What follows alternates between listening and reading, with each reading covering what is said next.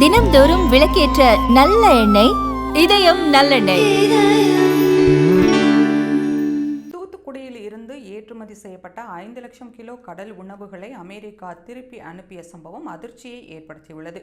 இந்தியாவிலிருந்து அமெரிக்காவுக்கு ஆண்டுக்கு 20,892 கோடி ரூபாய் முதல் 23,000 கோடி ரூபாய் வரை கடல் உணவுகள் ஏற்றுமதி செய்யப்படுகின்றன.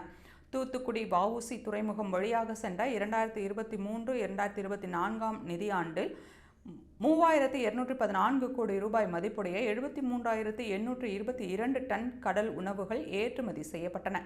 அமெரிக்காவுக்கு இறால்கள், கணவாய், நண்டு, ஆக்டோபஸ் உள்ளிட்டவை ஏற்றுமதி செய்யப்படுகின்றன. அமெரிக்காவுக்கு கடல் உணவுகளை ஏற்றுமதி செய்யும் 25 நிறுவனங்கள் தமிழகத்தில் இருக்கின்றன. அதில் தூத்துக்குடியில் மட்டும் 15 நிறுவனங்கள் செயல்பட்டு வருகின்றன. இந்நிலையில் இந்திய பொருட்களுக்கு அமெரிக்கா 50% வரியை விதித்தது. இதனால் இந்திய கடல் உணவுப் பொருட்களை இறக்குமதி செய்யும் அமெரிக்க வர்த்தகர்கள் ஆகஸ்ட் 27ஆம் தேதி முதல் கடல் உணவுப் பொருட்களை அனுப்ப வேண்டாம் என்றும், அவ்வாறு அனுப்பினாலும் துறைமுகத்திலிருந்து கண்டெய்னர்களை எடுக்க மாட்டோம் எனவும் மின்னஞ்சல் மூலம் கூறியுள்ளனர்.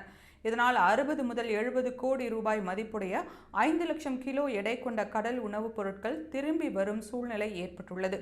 எனவே இந்த விவகாரத்தை உடனடியாக சரி செய்து தங்கள் வாழ்வாதாரத்தை மீட்டெடுக்க வேண்டும் என கடல் உணவு உற்பத்தியாளர்கள் கோரிக்கை விடுத்துள்ளனர்.